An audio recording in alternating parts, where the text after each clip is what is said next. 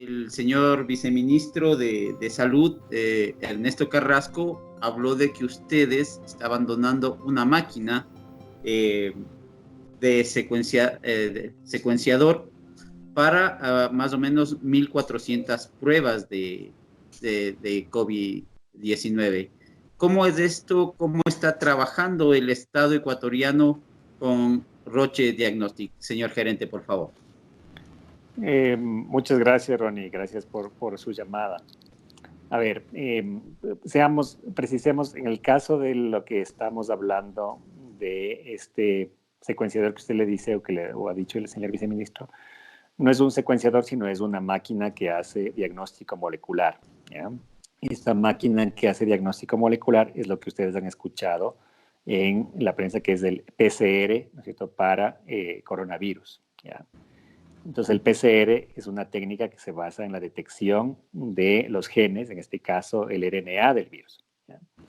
¿De dónde viene la historia de esta máquina? Si ustedes han seguido, como ustedes han seguido las noticias, hace 2 semanas Roche obtiene una aprobación de la FDA para la prueba para el coronavirus a realizarse en esta máquina que se llama Cobas 6800. Para nuestra suerte, esta máquina estaba en el país, que era destinada para otro proyecto, que es una máquina de alta automatización de la ejecución de las pruebas, y entonces procedimos a ofrecer esta máquina en cooperación al gobierno para que puedan utilizarla para el diagnóstico del coronavirus. Entonces, una vez de que el gobierno ha revisado obviamente la oferta de ambientes reactivos y la disponibilidad de los mismos, tengo entendido de que el gobierno busca, ¿no es cierto?, trabajar con nosotros para poder garantizar un mayor número de pruebas a la población y especialmente en Guayaquil. Nuestra propuesta para el Ministerio de Salud, una vez que tengamos su autorización, que esperamos que sea ya el día de hoy, es que esta máquina la instalemos en Guayaquil. Y justamente nuestra propuesta es que se instale en el INSPI, si el ministerio así lo decide, ¿ya?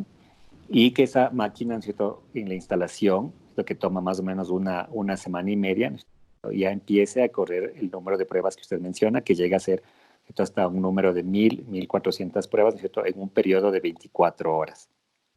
Además de lo que nosotros ya hemos estado trabajando en el INSPI en Guayaquil desde el mes de febrero, cuando le hemos estado proveyendo de los reactivos para el diagnóstico de coronavirus. Entonces, tal como usted dice, nosotros creemos como Roche que la máquina debe estar, ¿cierto?, en Guayaquil, que al momento es el sitio de mayor necesidad. Otra pregunta, el tema de los reactivos, ¿es necesario que se haga precisamente en laboratorios del INSPI? Se lo pregunto, los protocolos que tiene el Ministerio de Salud así lo dicen, ¿no? Se toman las muestras en laboratorios, pero todos pasan directamente a laboratorios del INSPI, ya sea en Guayaquil o ya sea en Quito y ya sea en Cuenca, me parece que también hay uno. ¿Es necesario que se haga esto? Se lo pregunto porque esto reduce la cantidad de laboratorios que hay y por tanto hay lo que vemos acá en Guayaquil, ¿no? Gente desesperada por tener una prueba rápida, un diagnóstico rápido, digámoslo así, pero se da que, esto se lo digo también en el marco de que el director de un laboratorio acá recientemente decía que al no tener la capacidad el INSPI de acá de hacer las pruebas, lo que estaban haciendo era enviar vía terrestre a Quito estas pruebas, ¿no? Eso se estaba dando de esta manera. ¿Hay laboratorios de universidades que pueden unirse a esto o ellos no están autorizados y por qué no sería beneficioso que ellos lo hagan también? Claro, es una excelente pregunta, Estefanía. A ver, aquí debemos comprender que este laboratorio molecular que diagnostica coronavirus es un laboratorio que debe cumplir características fundamentales, como es, uno, el tener un nivel de bioseguridad que se denomina de tipo 2, es decir, que garantice la seguridad de los operadores del laboratorio, porque obviamente al manejar muestras con coronavirus pueden contaminarse, ¿ya? La seguridad de tipo 2 es a través de, obviamente, flujos de aire especificados en los laboratorios y cabinas de flujo laminar.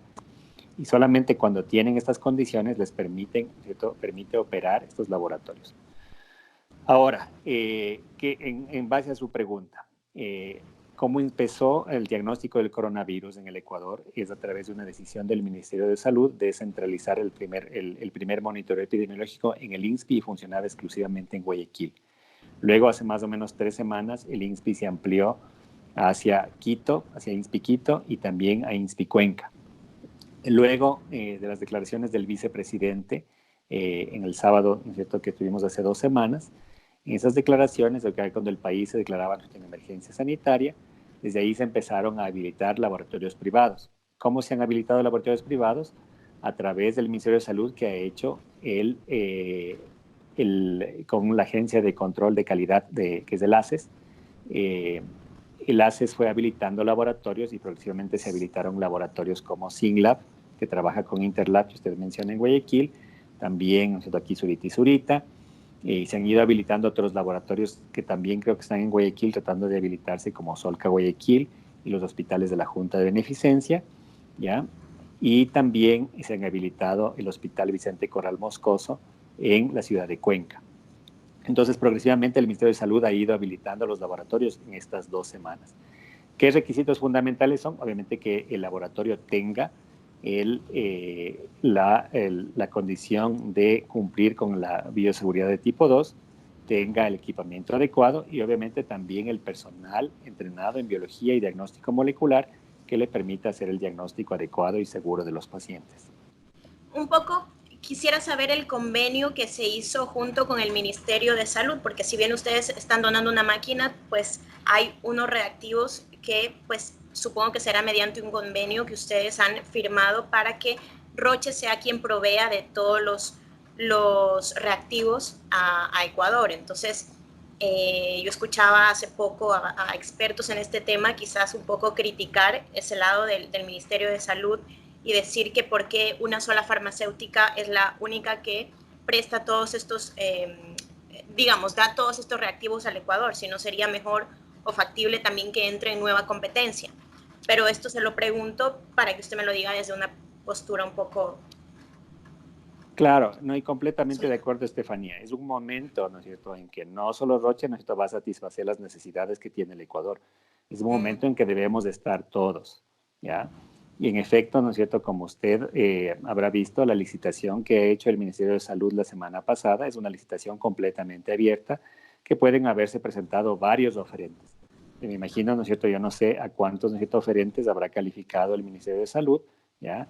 Y creo que lo mejor, ¿no es cierto?, es que se califiquen a varios, que estén, obviamente, que tengan el debido registro sanitario y las licencias de FDA o de la Comunidad Europea, porque creo que es un momento en que el país necesita de varias compañías, ¿sí?, que han sacado sus certificados de FDA, ¿no es cierto?, durante las últimas 2 semanas, para que traigan sus productos al Ecuador, ¿sí?, sus reactivos de diagnóstico, porque no, usted ve que es una crisis sanitaria sin precedentes. Entonces, todos los países necesitan el diagnóstico y en absolutamente Roche no es la única compañía ni va a poder hacerlo solo, ¿ya?, o sola. En este sentido, ¿no es cierto?, yo concuerdo con usted, ¿no es cierto?, de que todos los otros operadores que están empezando, entiendo, a ofrecer sus reactivos al momento a las distintas instituciones, sean estas públicas o privadas, ¿sí?, tienen también capacidad de traerlo. Si usted investiga ahorita en el mundo quienes proveen diagnóstico de coronavirus, probablemente son, ¿cierto?, decenas de empresas que proveen el diagnóstico, ¿ya? Todo es cuestión de que lo importen al país. Y en efecto, como le digo, ¿no es cierto?, creo que es un momento en que necesitamos de varios aportantes, porque la demanda, ¿no es cierto?, en todo el mundo sobrepasa, ¿no es cierto?, la capacidad de producción propia de todas las empresas. En medio de la emergencia sanitaria, y esto se lo pregunto más como experto que como gerente de una farmacéutica, ¿no?, como representante, es importante que se hagan apuntes excepcionales, como por ejemplo lo que le preguntaba hace un momento, habilitar a laboratorios de universidades que en algún momento se ofrecieron también a hacer pruebas que si bien no tienen un mismo nivel de efectividad del 99% como lo tienen otras farmacéuticas, pues sí pueden llegar a quizás un nivel del 90% al menos, pero ¿qué es mejor? ¿Hacer más pruebas al 90% o hacer más pruebas al 99%? ¿O ponernos Claro. tan rígidos en este punto? No, en ese punto, si usted tiene toda la razón. En este momento necesitamos hacer el mayor número de pruebas, ¿ya? Lo importante es entender que las pruebas, ¿no es cierto? Saber cuáles son las limitaciones propias de las pruebas que tenemos, ¿ya? Y obviamente garantizar la seguridad también de los laboratoristas. Entonces, como le digo, el tema fundamental es que se garantice la seguridad y si es que la universidad cumple con esos criterios, pues fantástico. Y lo importante es que tenga la provisión de reactivos necesarios, sea de la compañía que sea, ¿ya? Y entender claro las limitaciones de lo que estamos haciendo. Por ejemplo, usted habrá escuchado, ¿no es cierto?, de las pruebas rápidas. Las pruebas rápidas no se basan en PCR, sino se basan sea en la detección del antígeno del virus o de los anticuerpos que son la respuesta ante el virus por parte del paciente, ¿ya? Estas pruebas, obviamente, nos podrían dar un diagnóstico, por ejemplo, pero hay que entender que tienen sus limitaciones, de que si el diagnóstico no sale, si es que el resultado de esas pruebas no sale negativo, necesita una confirmación a través de una prueba molecular, ¿sí? Por un concepto simplemente biológico, que es que una prueba rápida de antígeno no es positiva antes de los 6 u 8 días de la infección del paciente, y una prueba rápida de anticuerpo no es positiva antes de los 10 o 12 días del paciente. Entonces, eso quiere decir que si el paciente tiene síntomas al día 4, es más probable que una de estas pruebas sea negativa y que pueda ser un falso negativo. Entonces, por eso es que las pruebas tienen que usarse con criterio. Entonces, ¿podríamos decir que las pruebas rápidas pueden utilizarse como un complemento o quizás son como una base para empezar? Porque ahora se lo digo recientemente, el municipio de Guayaquil ha adquirido pruebas rápidas. Entonces, sirven de alguna manera, digamos, algún positivo nos va a dar. Claro, sirven de alguna manera. Lo importante es entender, Estefanía y Ronnie, entender las limitaciones. Como les explicaba, si la prueba rápida, ¿no es cierto? O sea, me pueden dar entre el día 6 y el día 12, ¿no es cierto? Recién me dan positiva, dependiendo si es antígeno o anticuerpo, ¿ya? Quiere decir que si es que yo le hago una prueba rápida a un paciente que está en el día 1 al día 6 de la infección, me puede salir negativa simplemente por las limitaciones de la prueba rápida, ¿ya? Entonces, en ese sentido, yo puedo usar la prueba rápida, pero entendiendo las limitaciones que la misma tiene.